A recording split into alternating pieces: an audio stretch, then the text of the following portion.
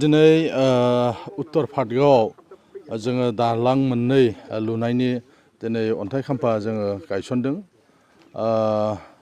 उत्तर पाटगावनि रायजो राजाफ्रा गोबाव समनिफ्रायनो बिथांमोना हान्था मेलायाव उसुबिदा जादोंमोन आरो दालां गैयैनि थाखाय दैज्लां समाव स्कुलाव थांनाय गथ'फोर बा हाथाय बाजार बायदिसिनायाव थांनायफ्राव जोबोद उसुबिदाजों मोगा मोगि जानांदोंमोन।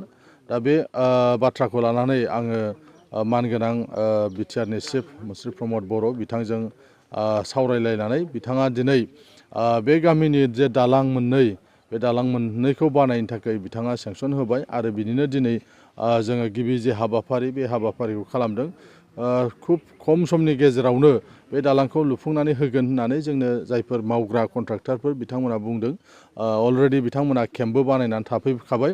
गाबोननिफ्रायनो बिथांमोना जे खामानि मावजेननांगौ बेखौ मावसिगोन। दिनै रायजो राजाफ्रा बे दालांखौ मोननानै गोजोननाय मोन्दों आरो बिथांमोना जोंनि मानगोनां बिटिआरनि चिफ मुस्रि प्रमद बर' बिथांनिसिम साबायखर बावहरदों। बिथांमोननि जे गामियाव खनसेनो जे दालां गंनै मोनबाय बिथांमोना जोबोद खुसि आरो बे ओनसोलनि जायफोर आगोलाव गुबुन पार्टिफ्राव दङमोन बिथांमोनाबो दिनै गामिनि जे जेंना गाहाय जे जेंना जेराव दालां गंनै मोनबाय एबारनिफ्राय जायफोर एसे एनै गुबुन पार्टियाव दंबावोमोन बिथांमोनाबो खोथा होदों जे बिथांमोनाबो थाबैनो इउपिपिएल पार्टियाव जगदान जागोन आरो मानगोनां प्रमद बर' बिथांखौ बिथांमोना मदद होगोन होननानै दिनै बिथांमोना फोरमायदों। सरलपारानिफ्राय बिसमुरिसिम फैनाय लामाया माला? बे सरलपारा बिसमुरि जे लामा बे लामाया सयल टेस्टआव दङ। नर्थ इस्टआव बेबायदि गासै मोनद' लामा दङ। निउ टेक्न'लजि बाहायनानै बे लामाखौ मावनाय जागोन। दा बेनिखायनो बे जे सयल टेस्ट गुवाहाटीनि IITआव बे सयल टेस्टखौ खालामबाय थानाय जादों। खुब बावैनो बिथांमोना IITआ बेखौ PWDआव हरगोन आरो PWDआ मोननाय लोगो लोगो खामानि मावनो थाखाय जाय कन्ट्राक्टरा खामानिखौ मोनबाय वार्क अर्डार मोनबाय बिथाङा नेनानै दंगासिनो दङ।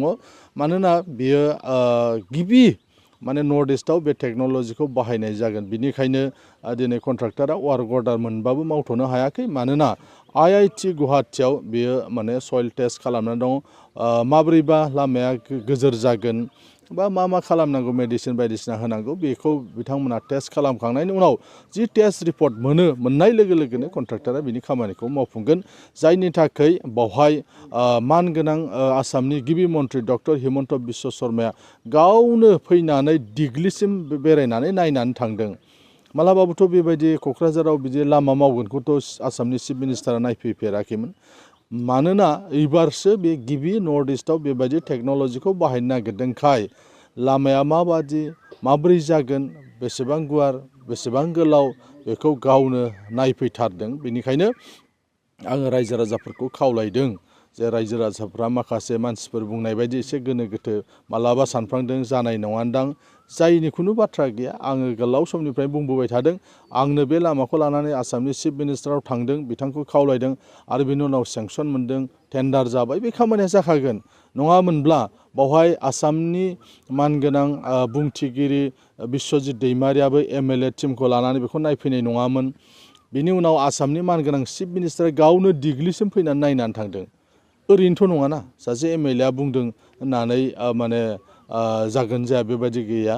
दिनै सासे आसामनि चिफ मिनिस्टार नायफैदों माने बेयो जानायनि लामायाव अलरेडि टेन्डारबो जाखाबाय वार्क अर्डारबो मोनबाय। खोथाया बेल'नो गोदान टेक्न'लजि बाहायनाय जागोनखाय बिनि जे सयल टेस्ट बे सयल टेस्टआ गुवाहाटीनि IITआव दङ। बेखिनि रिपर्ट मोननाय लोगो लोगो बिनि खामानिखौ मावफुंनाय जागोन।